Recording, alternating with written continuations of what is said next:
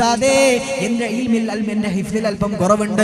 ശക്രൗതു ഇലാ വഖീൻ സൂഅ ഹിഫ്ലി വഅർശദനി ഇലാ തർക്കിൽ മാസി ഫഖാല അൽ ഇൽമു നൂറുല്ലാഹി ഹഖ്ഖാ ഇന്ന അൻ-നൂറ ലാ യുഅതാ ലിഅസി. വഖീ എന്ന് പറയുന്ന ഉസ്താദ് ഷാഫി ഇമാമിന് പറഞ്ഞു കൊടുത്ത ലോക പ്രശസ്തമായ വർത്തമാനം. ഷാഫി ഇമാം തങ്ങളോട് പറയാട് മോനെ, അല്ലാഹുവിന്റെ നൂറാണ് ഇൽമ്, അത് തെറ്റ് ചെയ്യുന്ന ഖൽബിലേക്ക് അല്ലാഹു കൊടുക്കില്ല. അതുകൊണ്ട് മോനെ തെറ്റ് നീ ഉപേക്ഷിക്കണമെന്ന് ഷാഫി ഇമാം തങ്ങളോട്. ആരാണ് ഷാഫി ഇമാം? ഇങ്ങനെ ഹറാമും ഹലാലും സൂക്ഷിച്ചുകൊണ്ട് ജീവിച്ച മഹാനായ ഷാഫി ഇമാം തങ്ങൾക്ക് ഹിഫ്ലിൽ അല്പം ഒരു മറവി സംഭവിച്ചപ്പോഴാണ് ഉസ്താദ് പറഞ്ഞത് മോനെ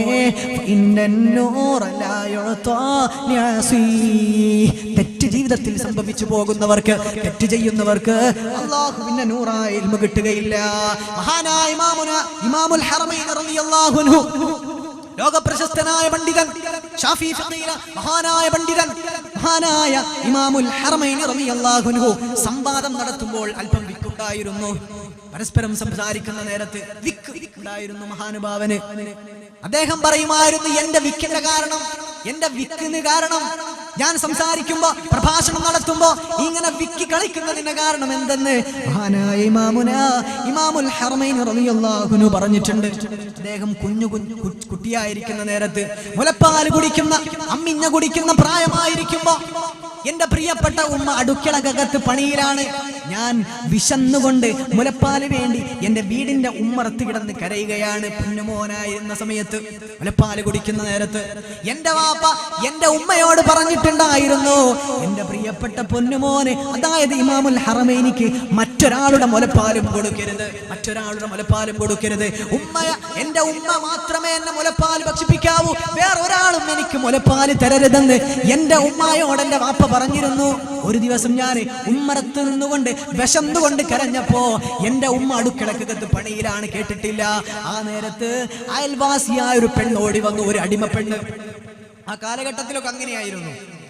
മുലയൂട്ടുക എന്ന് പറഞ്ഞത്, അമ്മിഞ്ഞപ്പാല് കൊടുക്കുക എന്ന് പറഞ്ഞത് അത് ഉമ്മമാര് മാത്രമല്ല, പുറത്തുള്ള സ്ത്രീകളും പരസ്പരം അങ്ങനെ മുലപ്പാല് കൊടുക്കുന്ന ഒരു ശീലം ആ കാലഘട്ടത്തിൽ അറബികൾക്കിടയിലുണ്ടായിരുന്നു. ഈ പൊന്നുമോന് കരഞ്ഞ നേരത്ത് അയൽവാസിയായ പ്രസവിച്ച ഒരു അടിമ പെണ്ണ് ഓടി വന്നുകൊണ്ട് വാരി പുണർന്നുകൊണ്ട് എനിക്ക് മുലപ്പാല് തന്നു. ആ നേരത്ത് എന്റെ വാപ്പ പട്ടണത്തിൽ നിന്ന് കടന്നു വരികയാണ്.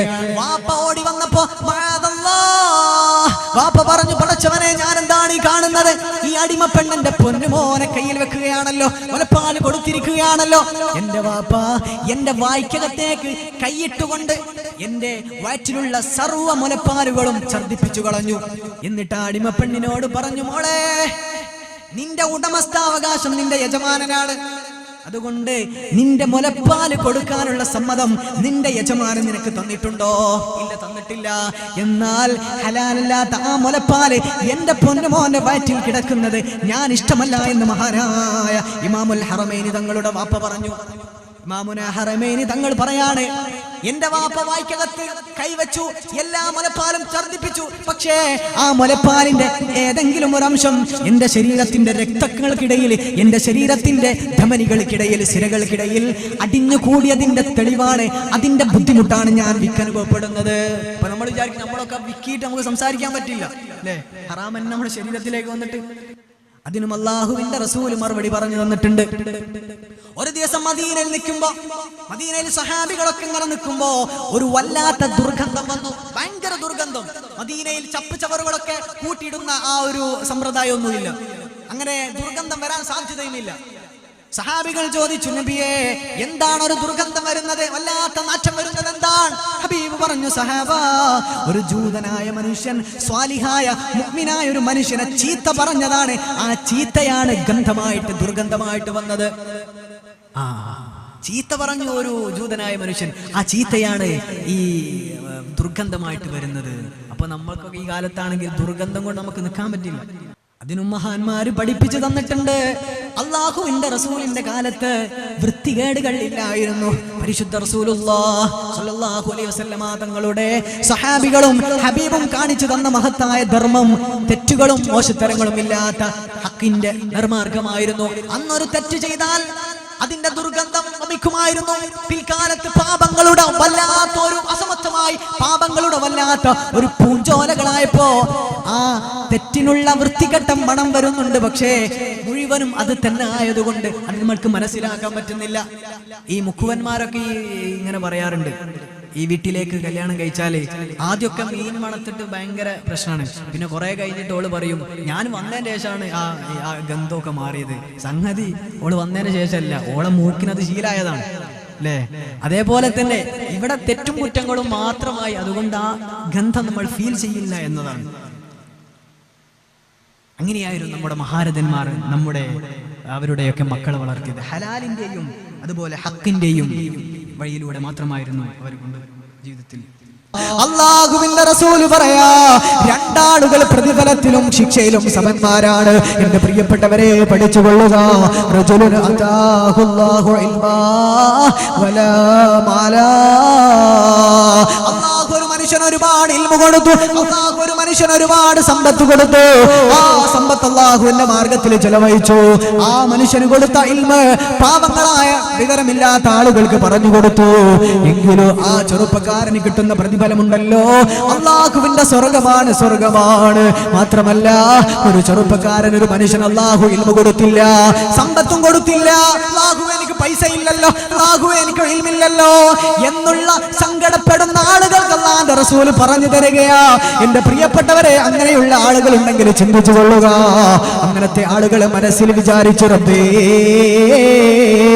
എനിക്കെങ്ങാനും സമ്പത്ത് കിട്ടിയിരുന്നുവെങ്കിൽ, എനിക്കെങ്ങാനും ഇൽമു കിട്ടിയിരുന്നുവെങ്കിൽ, ആ പണ്ഡിതൻ ചെയ്യുന്ന പോലെ, ആ സമ്പത്തുള്ള ആള് ചെലവഴിക്കുന്ന പോലെ ഞാൻ അല്ലാഹുവിന്റെ പള്ളിക്ക് വേണ്ടി കൊടുക്കുമായിരുന്നു, അല്ലാഹുവിന്റെ മദ്രസയ്ക്ക് വേണ്ടി കൊടുക്കുമായിരുന്നു എന്ന് ഇൽമില്ലാത്ത സമ്പത്തില്ലാത്ത ആള് മനസ്സിൽ കരുതിയാൽ ലക്ഷക്കണക്കിന് രൂപ സംഭാവന കൊടുത്തവന് കിട്ടുന്ന പ്രതിഫലം അതുപോലെ 10,000 വാളിന്റെ സദസ്സിൽ പോയി വാള് പറഞ്ഞതിന്റെ പ്രതിഫലം ഈ ഇൽമില്ലാത്ത അറിവില്ലാത്ത അതുപോലെ സമ്പത്തില്ലാത്ത ആളുകൾക്ക് കിട്ടുമെന്ന് മദീനയുടെ മണവാളനായ ലോകത്തിന്റെ മുത്തായ മുഹമ്മദ് മുസ്തഫ.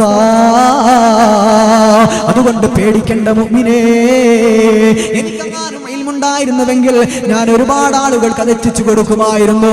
എനിക്കെങ്ങാനും സമ്പത്തുണ്ടായിരുന്നുവെങ്കിൽ അല്ലാഹുവേ നിന്റെ ദീനിന് വേണ്ടി ഞാൻ കൊടുക്കുമായിരുന്നുവെന്ന് അല്ലാഹുവിനെ ഓർത്തുകൊണ്ട് പൊട്ടിക്കരഞ്ഞുകൊണ്ടെന്ന് നിയ്യത്ത് വെച്ചാ കോടിക്കണക്കിന് രൂപ സംഭാവന ചെയ്ത സമ്പന്നന്റെ പ്രതിഫലമാണ്.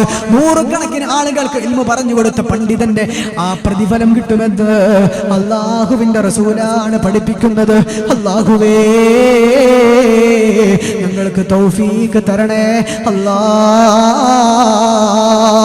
മഹാനായ ഉബൈദ് ഇബ്നു യഈസ് റളിയല്ലാഹു അൻഹു അദ്ദേഹം പറയാ, 30 കൊല്ലം ഞാൻ ഭക്ഷണം കഴിച്ചില്ല, 30 കൊല്ലം ഞാൻ എന്റെ സ്വന്തം കൈ കൊണ്ട് ഭക്ഷണം കഴിച്ചില്ല. കാരണം എന്തേ? ഞാൻ 30 കൊല്ലവും ദീന് പഠിക്കുകയായിരുന്നു, 30 കൊല്ലം ഞാൻ കിതാബ് എഴുതുകയായിരുന്നു. ആ നേരത്തെ എന്റെ ഉമ്മയും എന്റെ പെങ്ങളും ഭക്ഷണമായിട്ട് എന്റെ അടുത്തേക്ക് വരും, എന്റെ വായ്ക്കകത്തേക്ക് ഭക്ഷണം വെച്ച് തരികയാണ്. 30 കൊല്ലമായിട്ട് ഞാൻ എന്റെ കൈ കൊണ്ട് ഭക്ഷണം കഴിച്ചില്ല. കാരണം ഭക്ഷണം കഴിക്കുന്ന നേരത്തും ഞാൻ കിതാബ് രചിക്കുകയാണ്, അല്ലാഹുവിന്റെ ഇൽമു പഠിക്കുകയാണ്, അല്ലാഹുവിന്റെ ഇൽമിന് വേണ്ടി സേവനം ചെയ്യുകയാണ്. മഹാനായ ഉബൈദ് ഇബ്നു യഈസ് റളിയല്ലാഹു അൻഹു അല്ലാഹുവിന് വേണ്ടി ജീവിതം സമർപ്പിക്കുകയാണ്. അവർക്ക് ദുനിയാവല്ല വലുത്, അല്ലാഹുവിന്റെ ആഖിറമാണ്. അതുകൊണ്ട് മുഅ്മിനേ, നാളെ അല്ലാഹുവിന്റെ മുന്നിലേക്ക് വളരെ അന്തസ്സോടെ പോകണമെങ്കിൽ ദീനുമായിട്ട് റബ്ബുമായിട്ട് നമ്മൾക്ക് അടുക്കണം. നമ്മുടെ ഇസ്സത്തും നമ്മുടെ വിജയവും നമ്മുടെ അഭിമാനവും ഒക്കെ അല്ലാഹുവിലാണ്, അല്ലാഹുമായിട്ടുള്ള ബന്ധത്തിലാണ്, അല്ലാഹുമായിട്ടുള്ള സ്നേഹത്തിലാണ്. മനസ്സമാധാനം കിട്ടണമെങ്കിൽ അല്ലാഹുമായിട്ട് ബന്ധം സ്ഥാപിച്ചേ പറ്റൂ, അല്ലാണ്ട് ഒരു സമാധാനം ഉണ്ടാവില്ല. കുറെ സമ്പത്തുണ്ടായ സമാധാനം ഉണ്ടാവും എന്നൊക്കെ വെറുതെ വിചാരിക്കുകയാണ്. കോടിക്കണക്കിന് രൂപ സമ്പത്തുള്ള കുറച്ച് 3-4 മാസങ്ങൾക്ക് മുമ്പ് തിരൂർ ഇതേപോലെ ഒരു സദസ്സിൽ പോയപ്പോ സുബ്ഹാനല്ലാഹ്, മജ്ലിസുൻ നൂറിന്റെ സദസ്സിൽ ഒരു ചെറുപ്പക്കാരൻ 35 വയസ്സുള്ള അയാൾ ഇങ്ങനെ കണ്ണിൽ നിന്ന് കണ്ണുനീരൊഴുക്കിയിട്ടാണ് പറയുന്നത്. 35 വയസ്സാണ്. ഒരു ചെറുപ്പക്കാരനെ കണ്ടാലും നല്ല ചുറുചുറുക്കുള്ള ഒരു ചെറുപ്പക്കാരൻ പറയാണ്, ഉസ്താദേ ഡയാലിസിസ് തുടങ്ങിക്കഴിഞ്ഞു, ഒരു പ്രതീക്ഷയുമില്ല, കിഡ്നി മാറ്റി വെച്ചിട്ട് ഒരു കാര്യമില്ല എന്നാണ് ഡോക്ടർമാർ പറയുന്നത്. ഇപ്പൊ ഡയാലിസിസ് ചെയ്യാണ്, ഇന്നോ നാളെ എന്ന അവസ്ഥയിലാണ്, വല്ലാത്ത അവസ്ഥയിലാണ്. വളരെ സങ്കടപ്പെട്ടുകൊണ്ട് ആ സദസ്സിലേക്ക് വന്നു. അവിടുത്തെ സംഘാടകരിൽ ഒരാൾ പറഞ്ഞു, നാട്ടിൽ വലിയൊരു പൈസക്കാരനാണ് അദ്ദേഹം, വളരെ വലിയ പൈസക്കാരൻ, ഗൾഫിൽ ഒരുപാട് ബിസിനസ് ഉള്ള വലിയ കൊട്ടാര സമൃദ്ധമായ വീടുള്ള ചെറുപ്പക്കാരൻ, 35 വയസ്സ്, വലിയ രോഗം അല്ലാഹു കൊടുത്തു. അല്ലാഹു നമ്മൾ അങ്ങനെ നാക്കാതിരിക്കട്ടെ. ആ ചെറുപ്പക്കാരൻ അല്ലാഹു ശിഫാ കൊടുക്കട്ടെ. ഇന്നും ഡയാലിസിസ് ചെയ്തുകൊണ്ടിരിക്കുകയാണ്. ആലോചിച്ച് നോക്കി, നല്ല സമാധാനം ഉണ്ടാവും. ഡയാലിസിസ് ചെയ്യുന്നവർക്കറിയാം അല്ലെ, ഒന്നരാടൻ ഹോസ്പിറ്റലിൽ പോയി നഴ്സിന്റെ അടുത്ത് പോയി കിടക്കണം. എന്നിട്ട് നമ്മുടെ ശരീരത്തിലുള്ള ബ്ലഡ് കംപ്ലീറ്റ് പുറത്തേക്ക് അല്ലെ വലിച്ചെടുത്ത് അത് ശുദ്ധീകരിച്ച് അകത്തേക്ക് വെക്കുകയാണ്. വളരെ ഫ്രീ ആയിട്ട് അള്ളാഹു തന്ന നമ്മുടെ കിഡ്നി, നമ്മുടെ വൃക്കകൾ അത് ചെയ്തുകൊണ്ടിരിക്കുകയാണ്. നമ്മൾക്ക് എന്തെങ്കിലും തോന്നുന്നുണ്ടോ? നമ്മുടെ കൂളായിട്ട് ഇങ്ങനെ നടന്ന് അള്ളാഹിനെ ധിക്കരിച്ച് നടക്കുകയാണ്. നമ്മുടെ ശരീരത്തിൽ നടക്കുന്ന പ്രവർത്തനങ്ങൾ അത് ഒരു ദിവസം ഒരു സെക്കൻഡ് അങ്ങ് പണിമുടക്കിയാൽ പിന്നെ നമ്മൾ കിടക്കുകയാണ്, നമ്മൾ മറിഞ്ഞു വീണു പോവുകയാണ്. അതുകൊണ്ട് അങ്ങനത്തെ ഒരു അവസ്ഥ അള്ളാഹ്ക്കാക്കാൻ ഒരു പണിയുമില്ല, ഒരു മടിയുമില്ല.